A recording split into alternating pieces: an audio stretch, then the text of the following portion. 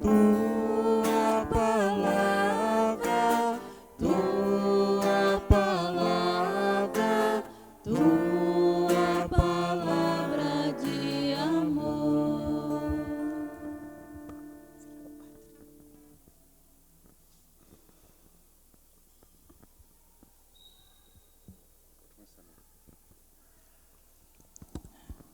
Paixão de Nosso Senhor Jesus Cristo, segundo Marcos.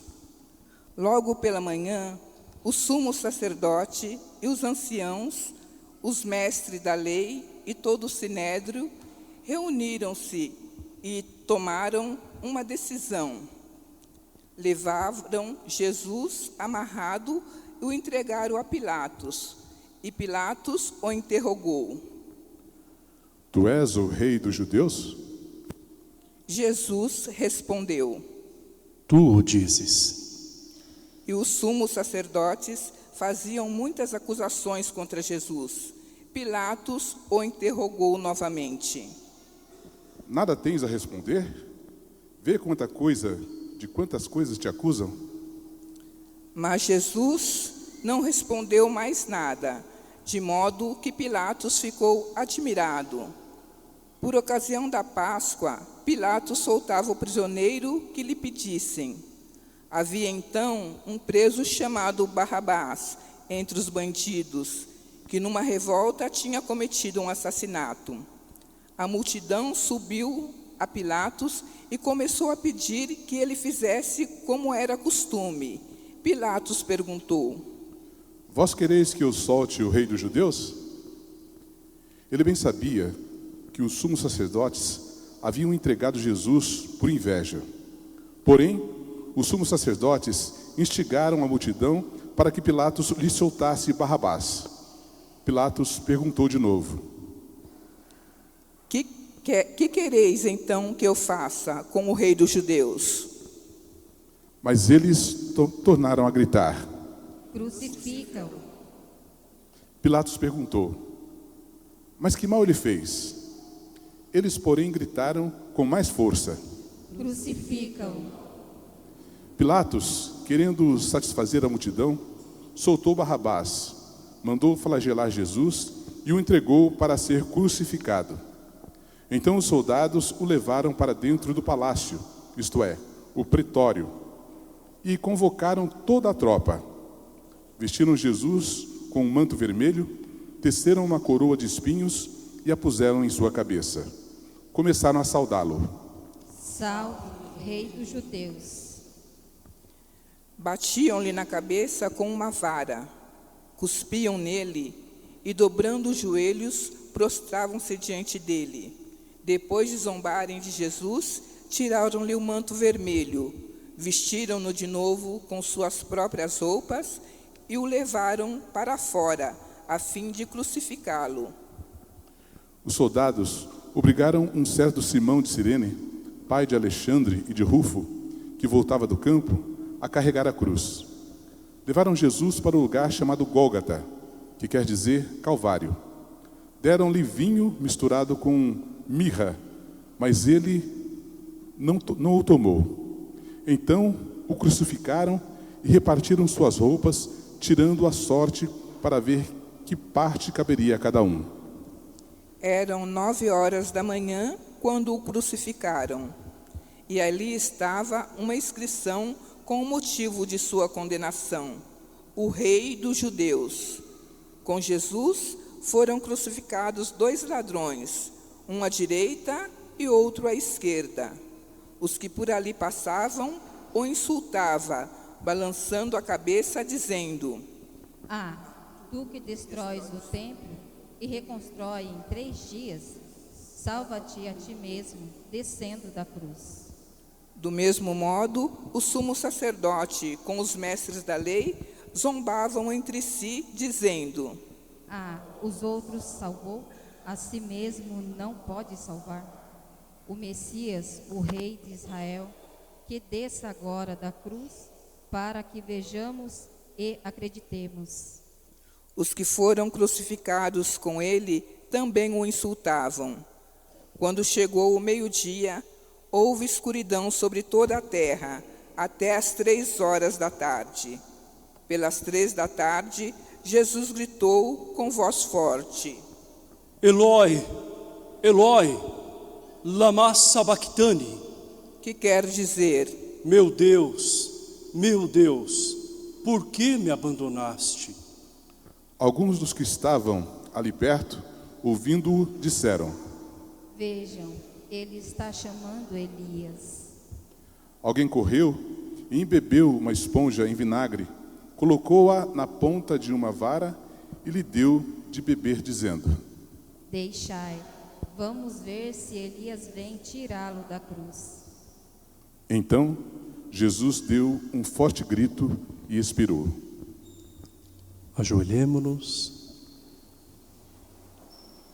diante da cruz de nosso Senhor.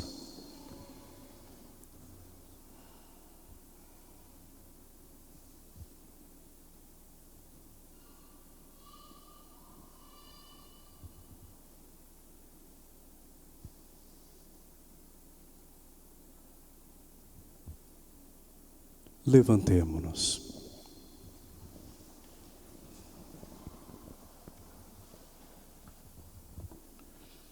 Nesse momento, a cortina do santuário rasgou-se de alto a baixo, em 2 partes.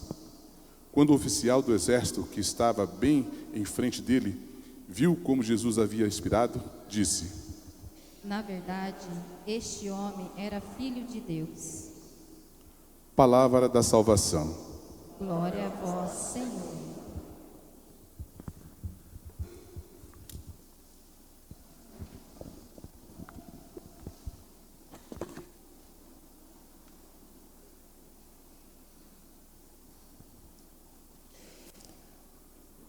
Irmãos e irmãs, esta é uma semana sagrada.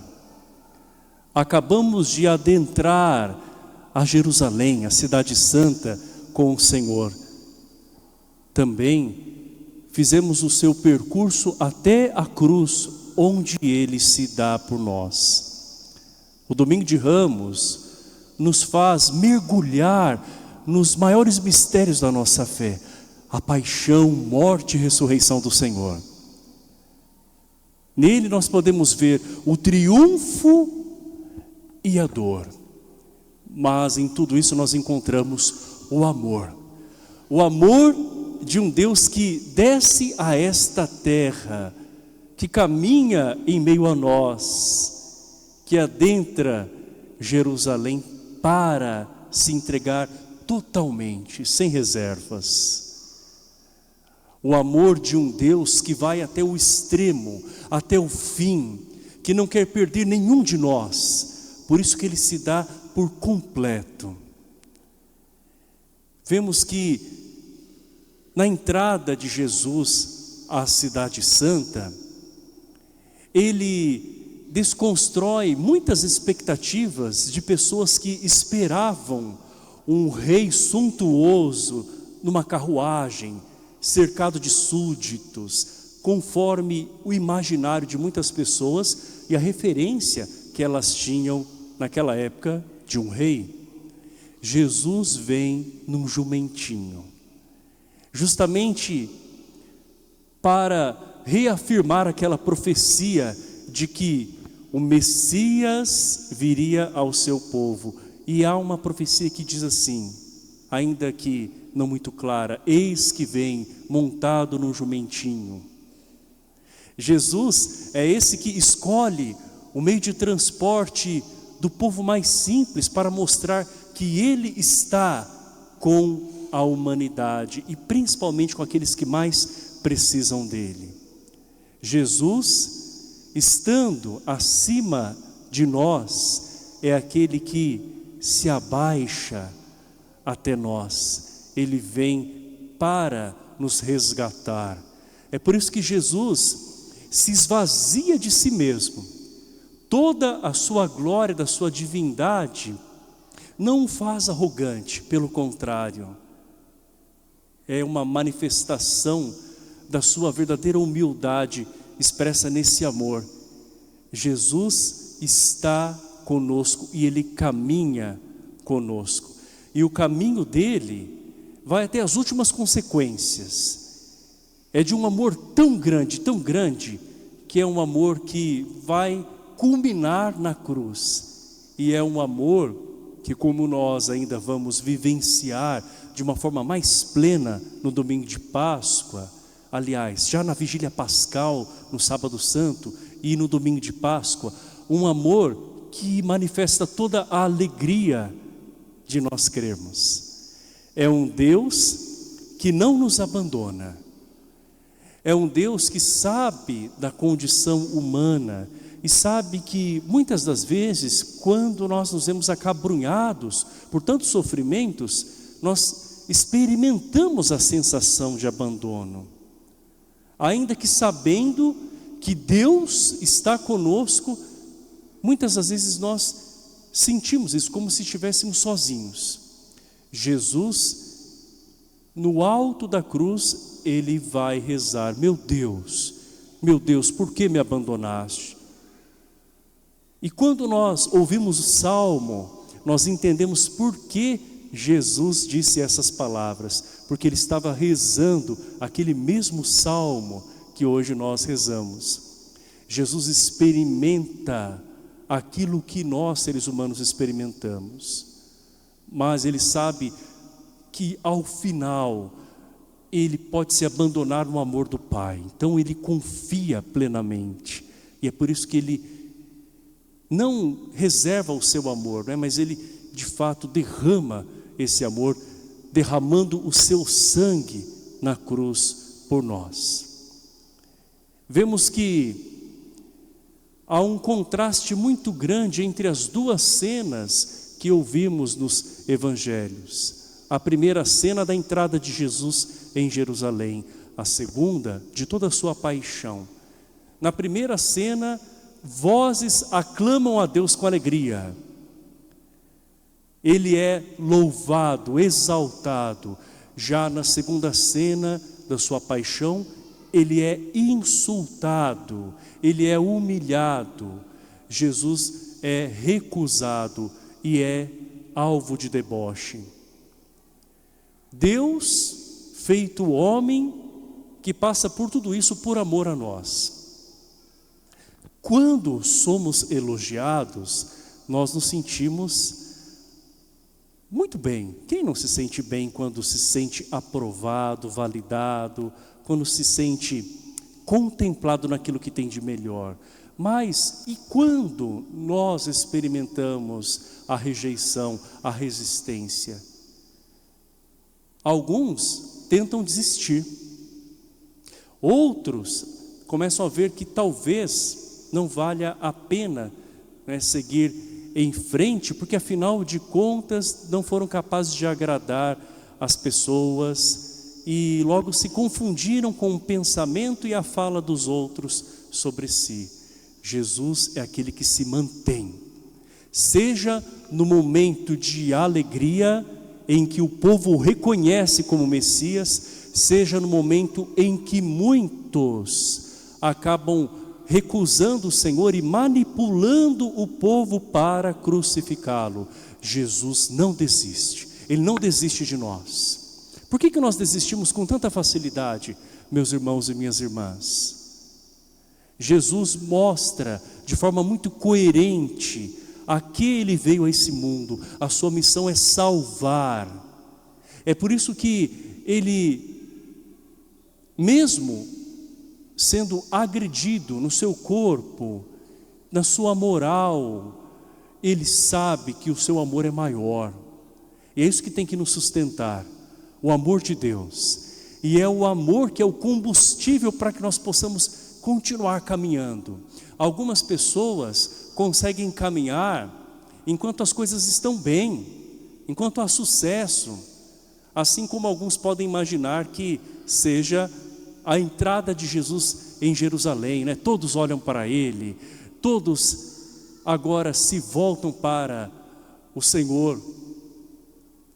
Mas Jesus é aquele que tem um amor tão puro e verdadeiro, que mesmo no momento em que todos olharem para Ele, ao ser erguido no madeiro, no alto da cruz, alguns com pena, outros com verdadeiro amor, outros ainda com escárnio e até esnobando do Senhor. O olhar do Senhor continua o mesmo, o mesmo. Por que nós desviamos o nosso olhar de Deus quando as coisas não estão bem? Ou imaginamos ainda, e até dizemos, que Ele não olha mais para nós. Jesus é aquele que, mesmo se sentindo desolado, porque os seus discípulos não estavam ali no momento em que Ele está pregado na cruz, apenas João, com as 3 Marias, entre elas Nossa Senhora, e muitas mulheres também que o acompanhavam, mas com seus limites. O olhar de Deus é o mesmo, tanto para aqueles que o seguiram e fraquejaram, quanto para aqueles que o rejeitaram, porque nós vemos que o perdão do Senhor se mostra, a sua misericórdia é maior. Por que o nosso olhar se desvia e nós, no momento mais duro, começamos a lamentar? Jesus se permitiu rezar: meu Deus, por que me abandonaste?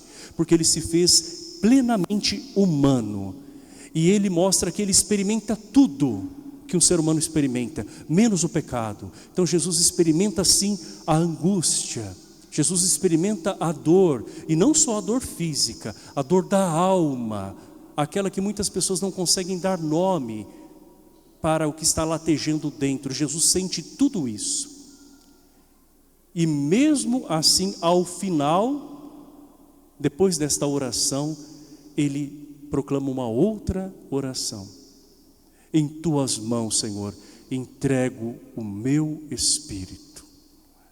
Irmãos e irmãs, estamos aqui porque nós queremos nos entregar inteiramente a Deus. Esse Deus que se fez homem como nós e que nos mostra o caminho, que nos sustenta.